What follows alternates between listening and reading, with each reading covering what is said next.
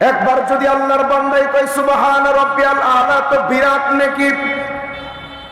ওইটা বলার সময় আমাদের নাই, আমরা বড় ব্যস্ত, নেতাদের পেছনে ব্যস্ত। জয় বাংলা। কত গান!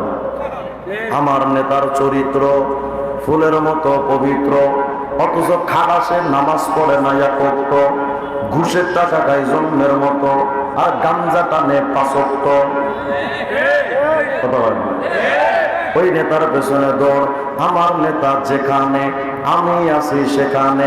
তো তোর নেতা ইন্ডিয়ায়, তুই এখানে কেন? সারাদিন নেতাদের পেছনে দৌড়াইলেন। এই নেতা ক্ষমতায় যাওয়ার পর জাতীয় সংসদে দাঁড়ায় এই কথা কি বলবে, মাননীয় স্পিকার, ভাদুঘর এলাকায় আমার একটা চামচা আছে, আমার জন্য জীবন যৌবন টাকা পয়সা যা ছিল সব শেষ, আমি ছাড়া কিচ্ছু বোঝে না মাননীয় স্পিকার। আমার এই ভক্তটার মতো আসলে কোনো চামচাই হয় না। আজকে আমি সংসদে আসতে পেরে গভীর শ্রদ্ধা ভরে তাকে জাতীয় সংসদে স্মরণ করছি। বলবে কথা হয় না দিয়ে আওয়াজ টাওয়াজ দিয়ে না, আমি তো কবর জিয়ারত করতে আসি না। আওয়াজ না দিলে মনে হয় যেন কি বিরক্ত হচ্ছেন নাকি আপনারা? বিরক্ত নিলে একটু কথা বলবেন, তাজা থাকে। তোমার নেতার পেছনে সারাদিন চামচামি করলা, তোমার নেতা তোমার নিয়ে সংসদে বক্তব্য দেবে না। অথচ জিব্রাইল বলেন, ইয়া রাসূলুল্লাহ, আপনার উম্মত যদি একটা বার কয় সুবহানা রাব্বিয়াল আলা, আল্লাহ কি করেন জানেন? বিরাট বড় ক্ষমতার মালিক রব ওই বান্দার জন্য সমস্ত ফেরেশতাদেরকে হাজির করে একটা সংসদ অধিবেশন তৈরি করেন। আল্লাহ পাক ভাষণ দেন, ফেরেশতারা দেয় সাদাকা আব্দি আনা ফাওকা কুল্লি শাই লাইসা ফাওকি শাই। এরা ফেরেশতারা আমার ভাদু করে যুবক, আমি আল্লাহর জীবনে দেখে নাই, আমি আল্লাহর রাজত্বের পরিধিটাও দেখে নাই। এই ফেরেশতারা তাকা দেখ, আমার বান্দা না দেখে আমি আল্লাহর ব্যাপারে কইল সুবহানা রাব্বিয়াল আলা। আমার বান্দা তো সত্যই বলেছে, কারণ আনা ফাওকা কুল্লি শাই, আমি আল্লাহ সবার ঊর্ধ্বে, লাইসা ফাওকি শাই, আমার উপরে কিচ্ছু নাই। কিন্তু আমার বান্দা না দেখে যে কইল, আমার বান্দা যদি এই কথা আমার ব্যাপারে একবার চামচামি করতে গিয়া একবার যদি স্লোগান দিয়া কয় সুবহানা রাব্বিয়াল আলা, আমি আল্লাহর তো একটা দায়িত্ব আছে। ইশহাদু ইয়া মালাইকাতি, এর ফেরেশতারা তোমরা সাক্ষী থাকো, আন্নী কদ গফরতুলি আব্দি, আমি মুহাব্বত করে আমার বান্দার জিন্দেগীর গুনাহ মাফ করে দিলাম। আল্লাহর নামটা তারা উঠা দিতে চাই। এই লম্বা ভূমিকাটা কেন বললাম এবার শোনেন। তাফসীর রুহুল মাআনির মধ্যে আল্লামা সৈয়দ মুহাম্মদ বাগদাদী আলুসি রাহিমাহুল্লাহ লেখেন, খণ্ড 10 পৃষ্ঠা 410, সাইয়্যিদুনা সরওয়ারে দু আলম বিশ্বনবী মুহাম্মদ রাসূলুল্লাহ সাল্লাল্লাহু আলাইহি ওয়াসাল্লাম, আল্লাহর নবী একদিন হযরত জিবরাইলকে বলেন, এই জিবরাইল ভাই, আখবিরি আন সাওয়াবি মান ক্বালা সুবহানা রাব্বিয়াল আলা ফি সুজুদিহি আও ফি গায়রি সুজুদিহি। জিবরাইল রে, আমি মুহাম্মদ রে একটু কও না, সুবহানা রাব্বিয়াল আলা এই তাসবিহটা আমার কোন উম্মত যদি একটা বার কয়, আমার উম্মতের আমলনামায় কতগুলো নেকি হবে। জিবরাইল একটু কও না। সুবহানা রাব্বিয়াল আলার তাসবিহটা আমরা জানি না সবাই, কখন পড়া লাগে? জানাজার নামাজে। কখন? সিজদায়। এর জিবরাইল, আমার উম্মত যদি একটা বার শুধু কয় সুবহানা রাব্বিয়াল আলা, জিবরাইল রে, আমার উম্মতের আমলনামায় কয়টা নেকি হবে আমি মুহাম্মদের জানতে বড্ড মনে চাই, বলো না। হযরত জিবরাইল বলেন, ইয়া রাসূলুল্লাহ, মা মিন মুমিনিন ওয়া লা মুমিনা ইয়াকুলুহা ফি সুজুদিহি আও ফি গায়রি সুজুদিহি। ওগো আল্লাহর নবী,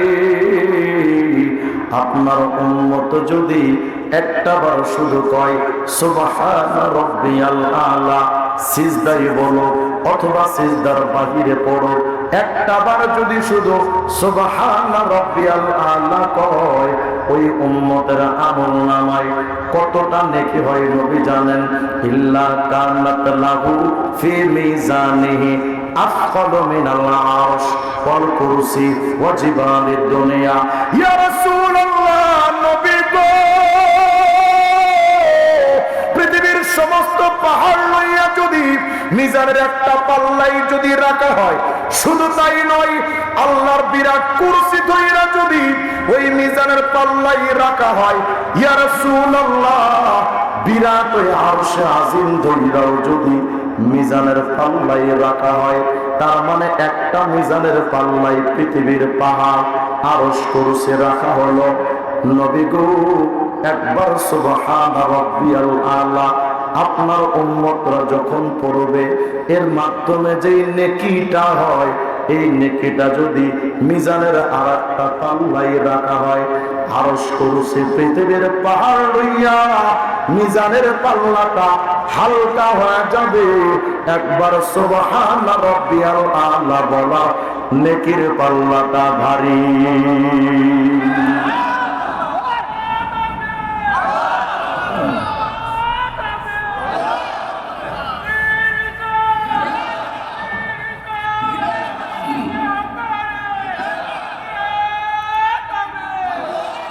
বলেন না সুবহান রাব্বিয়াল আলা।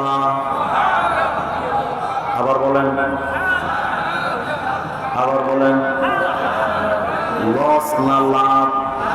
বিড়ি টানলে কত লাভ, গীবত করলে কত লাভ, জয় বাংলা কইলে কত লাভ, অথচ লাভহীন কাজে আমরা বড্ড ব্যস্ত। সিজদার মধ্যে গিয়া সুবহান রাব্বিয়াল আলা বলার সময় আমরা খুব বিজি মানুষ, সময় নাই, কথা বলেন না। একবার যদি আপনি বিড়িতে টান দেন, কিছু কিছু মুরব্বী আছে দেখবেন বিড়ি খোর, বিড়িতে যখন টান দেয় চাপা চুপা ভাঙ্গা পড়া হিরো আলম ফেল, কথা বলেন না। নেকি নাই বরং ক্ষতি।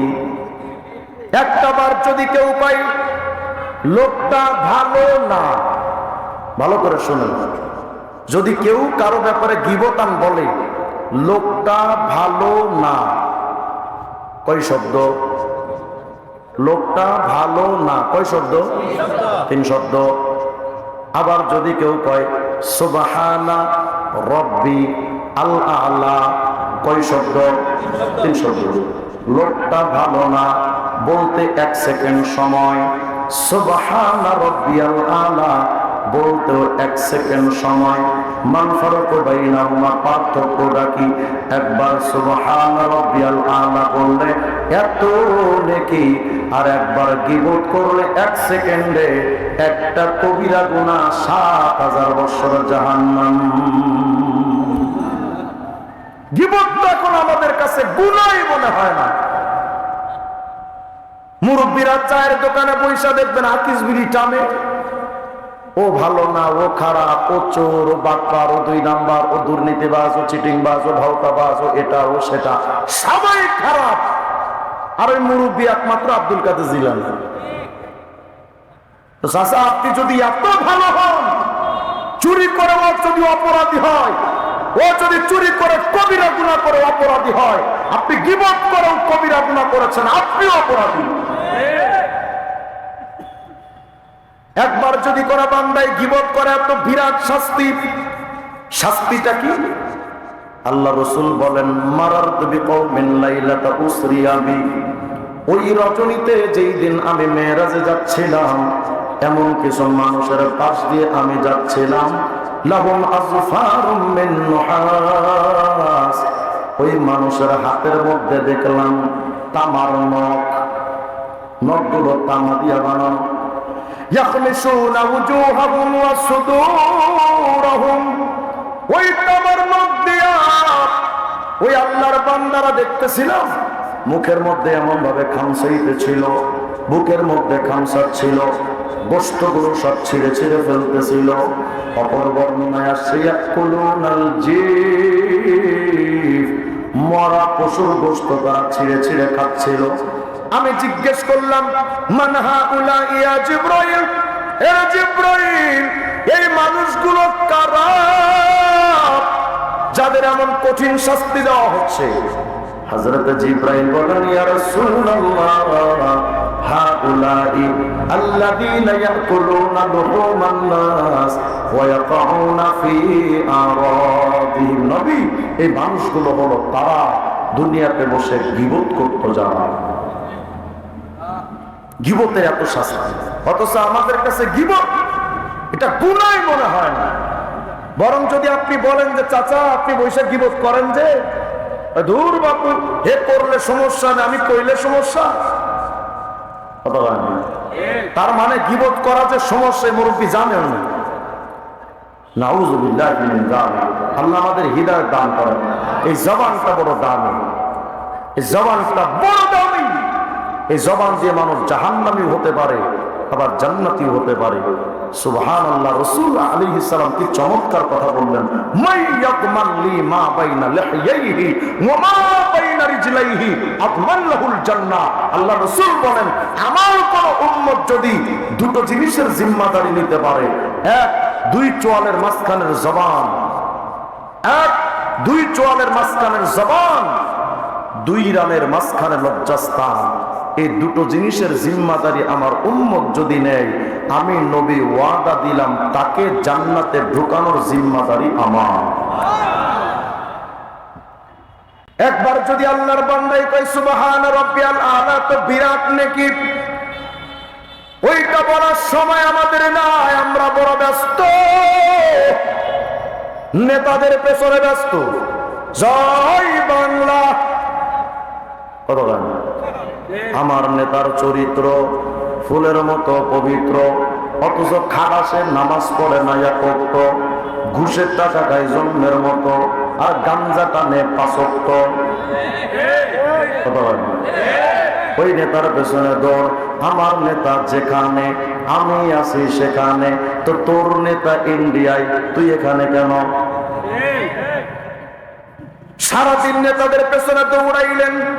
এই নেতা ক্ষমতায় যাওয়ার পর জাতীয় সংসদে দাঁড়ায় এই কথা কি বলবে, মাননীয় স্পিকার, ভাদুঘর এলাকায় আমার একটা চামচা আছে, আমার জন্য জীবন যৌবন টাকা পয়সা যা ছিল সব শেষ, আমি ছাড়া কিচ্ছু বোঝে না মাননীয় স্পিকার। আমার এই ভক্তটার মতো আসলে কোনো চামচাই হয় না। আজকে আমি সংসদে আসতে পেরে গভীর শ্রদ্ধা ভরে তাকে জাতীয় সংসদে স্মরণ করছি, বলবে? কথা হয় না, দিয়ে আওয়াজ টাওয়াজ দিয়ে, আমি তো কবর জিয়ারত করতে আসি না, আওয়াজ না দিলে মনে হয় কি বিরক্ত হচ্ছে নাকি আপনারা? বিরক্ত নিলে একটু কথা পাবেন, একটু তাজা থাকে। তোমার নেতার পেছনে সারাদিন চামচামি করলা, তোমার নেতা তোমার নিয়ে সংসদে বক্তব্য দেবে না। অথচ জিবরাইল বলেন, ইয়া রাসূলুল্লাহ, আপনার উম্মত যদি একটা বার কয় সুবহান রাব্বিয়াল আলা, আল্লাহ কি করেন জানেন? বিরাট বড় ক্ষমতার মালিক রব ওই বান্দার জন্য সমস্ত ফেরেশতাদেরকে হাজির করে একটা সংসদ অধিবেশন তৈরি করেন। আল্লাহ পাক ভাষণ দেন, ফেরেশতারা দেয়, সাদাকা আব্দি আনা ফাওকা কুল্লি শাই লাইসা ফাওকি শাই।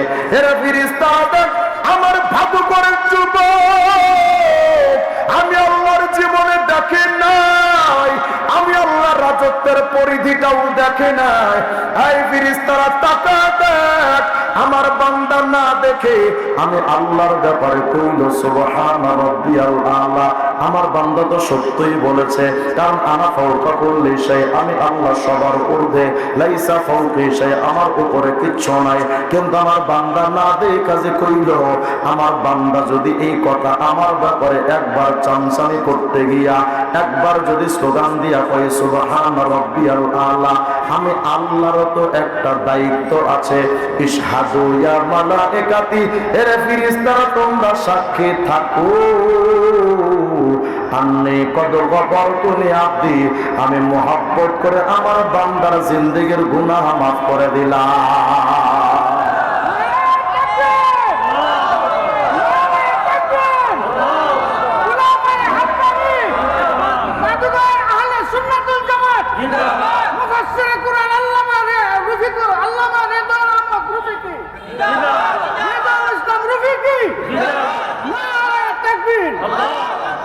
একবার যদি সুবহান রাব্বিয়াল আলা কোন, এত বিরাট ফায়দা। শুধু তাই নয়, ফায়দা আরো আছে। এবার যেটা আসবে সেটা শুনলে তো খুশি হয়ে যাবেন, বলেন আল্লাহু আকবার। হযরত জিবরাইল বলেন, ইয়া রাসূলুল্লাহ, আপনার উম্মত যদি একটা বার কয় সুবহান রাব্বিয়াল আলা, কি হবে জানেন? আমরা দুনিয়াতে যেই নেতাদের পেছনে সারাদিন ঘুরে স্লোগান দিলাম, নেতার পেছনে আফসোস। নারায়ণগঞ্জের মেয়র আইভি বলেছিল, মরার সময় আমার জবানে যেন জয় বাংলার স্লোগান হয়। আমি কইলাম আমিন, তোর কপালে এটাই হোক। কত হয়? আমরা কি জয় বাংলা না কালেমা? জয় বাংলা না সুবহান রাব্বিয়াল আলা? সারা জীবনে যেই নেতাদের পেছনে ঘুরে স্লোগান দিছো, তোমার নেতা তোমার কিচ্ছু দেবে না, তোমার উপকার আসবে না নেতা। বরঞ্চ তুমি যেই নেতার পেছনে সারা জীবন চামচামি করেছো, তুমি বিপদে পড়লে ওই নেতা বলবে, তুই কে বেটা, তোরে তো চিনি না। এটা কেউ না বুঝলে টাকলা মুরাদ বোঝে। বিপদে যখন পড়েছে কেউ নাই, ভাবতেছেন হুজুর আমার নেতা ক্ষমতা আসলে আমার তো কপাল খুইলা যাইবা। না রে চান্দ, তোমার কপাল খোলে না, বরং নিজের কপাল পোড়ায়া নিজের জায়গা সম্পত্তি ব্যয় কইরা যারে ক্ষমতায় পাঠাইলা, ওই ক্ষমতা পানেওয়ালা এমপি সরকার যখন তোমাদের জন্য বরাদ্দ দেবে, নেতা ওটাও চুরি করে খাবে। তোমার কলেজে ভাঙ্গা কলেজে, সেই কলেজে তোমার ঘরটা যেমন ভাঙা তেমন ভাঙা, আর নেতার পোলা লন্ডনে বাড়ি তার 10 তলা। 10 থেকে 70 টাকা ভাঙ্গা লিখাও ঠেলা, গরিব দুঃখী খাটবা না খাটবে হাঁকাই নেতারা। তোমার এই নেতা তোমার উপকারে আসবে না, বরঞ্চ তুই যখন মরে যাইবি, তোমার নেতার যখন ফোন দিবে, নেতাজি তোমার সামসা তো ঠাড়া বইরা মরছে, নেতা কইব কি, আর তাড়াতাড়ি কবর দে, আমার সময় নাই, মিটিং আছে। কথা বলেন, সত্য না মিথ্যা? এই নেতা তোমার জানাজায় যদিও আসে, জানাজা পড়তে আসবে না, ভাষণ দিতে আসে। সবাই দেখাইতে আসে, আমি জানাজায় হাজির হই, কত বড় নেতা, ওর দোয়া কোনো কাজে লাগে না। তোমার নেতা তোমার সর্বোচ্চ জানাজা পর্যন্ত আসবে, কবর পর্যন্ত যাই না, কবরের ভেতরেও তো নেতা নাই, হাসরের ময়দান তো প্রশ্নই আসে না। নেতা তো দূরের কথা, ফাইদা নফিখা ফিস-সূর ফালা আনসাবা বাইনাহুম, সিংহায় ফুৎকার দিলে কারো কোনো রিলেশন থাকে না, সব সম্পর্ক ডিসকার্ড হয়ে যায়, ডিসকানেক্ট হয়ে যায়, কারো কোনো সম্পর্ক থাকে না। আমজনতা দূরের কথা, আব্দুল কাদের জিলানী তার আপন মাকে চিনবেন না, মুরিদকে চিনবেন না। কিয়ামতের ময়দান বড় ভয়ঙ্কর, ওই ময়দানে কেউ কাউরে চেনে না। আল্লাহ বলেন, ইয়াউমা ইয়াফিরুল মারউ মিন আখিহি ওয়া উম্মিহি ওয়া আবিহি ওয়া সাহিবাতিহি ওয়া বানিহি লিকুল্লি ইমরিইম মিনহুম ইয়াউমা ইযিন শাআনুন ইউগনি। ওই কিয়ামতের ময়দানে আপন বলে কেউ কাউরে থাকে না রে বন্ধু। আমি যখন কারাগারে ছিলাম, 2-2.5 মাস কারাগারে, বের যখন হলাম, আমার মা আমারে বলে, রিজওয়ান রে 2.5 মাস তুমি কারাগারে ছিলা, 2টা মাস তোমার ভাই ঘরে ঘুমাইতে পারে নাই, তোমারে কেমনে জামিন করবে, এজন্য চতুর্দিকে দৌড়াদৌড়ি করছে। আমার ওই ভাইটারে যদি আমি কিয়ামতে বলি, ভাই আমার একটু বাঁচান, ইয়াউমা ইয়াফিরুল মারউ মিন আখি, এই আয়াতের তাফসীর খুঁজো। তাফসীরের মধ্যে আসছে আউয়ালু মা ইয়াফিরু মিন আখিহি হাবিল, কিয়ামতের ময়দানে সব ভাইরা তো ভাইদের থেকে আলাদা হয়ে যাবে, কেউ কাউরে চিনবে না, পালায়া যাবে। সর্বপ্রথম ভাই ইব্রাহিম হযরতে আদমের সন্তান হাবিল নিজের ভাই কাবিল রে দেখা দৌড় দিবে, কে আমার ভাই, আজকে কিয়ামতে আমি ভাইটাই কিচ্ছু চিনি না।